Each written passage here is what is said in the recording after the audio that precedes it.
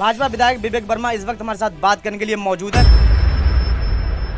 इनकी फसलें नष्ट हुई हैं, उन्हें उचित मुआवजा देने का काम किया जाए। सर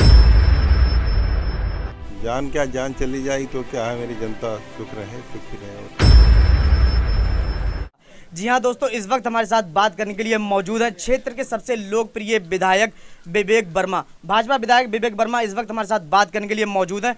तो आइए उनसे शुरू करते हैं बातों का सिलसिला। जैसा कि आप सभी को मालूम होगा, तहसील बीसलपुर के तराई इलाकों में और तमाम इलाकाई क्षेत्रों में बाढ़ अपना रौद्र रूप लेकर आई थी। बाढ़ अपने पूरे जोर पर थी, उरूज पर थी। ऐसे में बाढ़ के सीने को चीरते हुए सबसे लोकप्रिय विधायक विवेक वर्मा बुलडोजर पर बैठकर, बुलडोजर पर सवार होकर, यहाँ तक ट्रैक्टर ट्राली पर सवार होकर अपनी जनता के पास पहुंचे, उनकी खैरख्वाही करने के लिए पहुंचे और उनकी हर संभव मदद उन तक पहुंचाई। तो आइए उनसे तमाम मुद्दों पर बात करेंगे। विवेक वर्मा जी हमारे साथ मौजूद हैं, जुड़ चुके हैं। तो आइए शुरू करते हैं बातों का सिलसिला। विवेक जी, बातों का सिलसिला शुरू करने से पहले हमारे न्यूज़ नेटवर्क आपका बहुत बहुत स्वागत, अभिनंदन, वेलकम और इस्तकबाल करता है। आपका भी बहुत बहुत धन्यवाद। विवेक जी, जैसा कि सभी लोगों को मालूम है और ख़ास तौर से आप तो अच्छी तरीके से वाकिफ़ हैं, क्योंकि आप जनता के बीच बाढ़ का सीना चीरते हुए बुलडोज़र पर बैठकर उनकी खैरख्वाही करने के लिए पहुंचे थे। हर संभव प्रयास किया था उन तक मदद पहुंचाने का। लेकिन अब बाढ़ का हालांकि पानी जो है वो घट चुका है। अब आप क्षेत्र में क्या स्थिति देखते हैं, क्या कहेंगे इस पर आप? देखिए, इस समय भी बस हम 5 मिनट बाद निकलने वाले हैं, बाढ़ग्रस्त क्षेत्र में जाएंगे।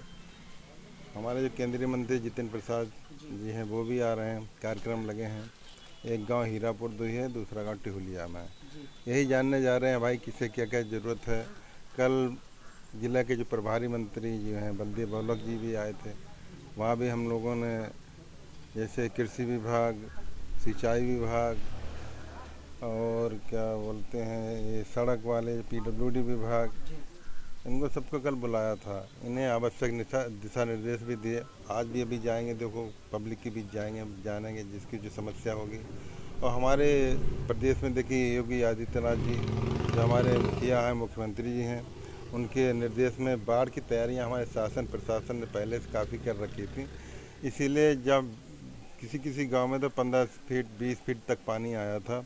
जहाँ 15-20 फीट पानी आया, वहाँ से हम लोग देखिए ट्रैक्टर से, ट्रॉली से, बुलडोजर से खाना पहुँचाने का काम किया। जैसे थोड़ा पानी कम हुआ और हम लोग नाव से भी गए। जो शासन द्वारा राहत सामग्री थी उसमें बहुत सारी चीज़ें थी, आलू था, दाल था, चावल, आटा, जो भी था ज़रूरती चीज़ें होती रोज़मर्रा की, वो उसमें सारी चीज़ें थी। मुआवजा, हालांकि बाढ़ का पानी घट चुका है। अगर देखा जाए तो सबसे ज़्यादा नुकसान उन ग्रामीणों को हुआ है जो फसलें कर रहे हैं, गन्ना की फसल कर रहे हैं। सारी फसलें नष्ट हो गई, बर्बाद हो गई और मवेशी भी तेज़ धारा में बाढ़ की बह चुके थे। प्रशासन और शासन किस तरीके से काम कर रहा है, आगे की रणनीतियाँ क्या कुछ तय की जाएंगी, इस पर आप क्या कहेंगे? इसी संबंध में कल बैठक बुलाई थी। जैसे पशु विभाग के, पशु चिकित्सा विभाग के अधिकारी जो होते हैं जिले में, CBO होते हैं, अपने जो चिकित्सा विभाग के हैं CMO होते हैं, बाढ़ के एक्शन होते हैं, ऐसे PWD के एक्शन। इसीलिए इनको सबको बैठक बुलाई थी कल। इनसे कहा अपनी अपनी टीमें गठित करिए और गांव-गांव भेजिए। जिसे चिकित्सा की सुविधा है, जैसे चिकित्सा की ज़रूरत है तो चिकित्सा सुविधा दीजिए।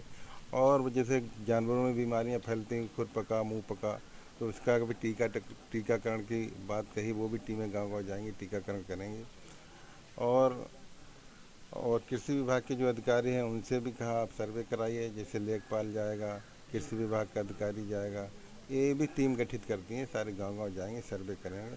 और जो भी मान लो पात्र हैं जिनकी फसलें नष्ट हुई हैं, उन्हें उचित मुआवजा देने का काम किया जाए। सरकार ने जैसे जो भी मानक निर्धारित किए हैं उसी हिसाब से मुआवजा मिलेगा। विवेक जी, बाढ़ अपने रौद्र रूप पर थी, बाढ़ पुरजोर पर थी और आप बुलडोज़र पर बैठकर अपनी जनता की खैरख्वाही के लिए बाढ़ का सीना चीरते हुए उनका हालचाल जानने के लिए पहुंचे और जो भी संभव प्रयास थे, जो भी सुविधाएं थीं, वहां तक आपने रोज़मर्रा की ज़रूरत का सामान भी पहुंचाया और भोजन के पैकेट भी आपने वितरित किए थे।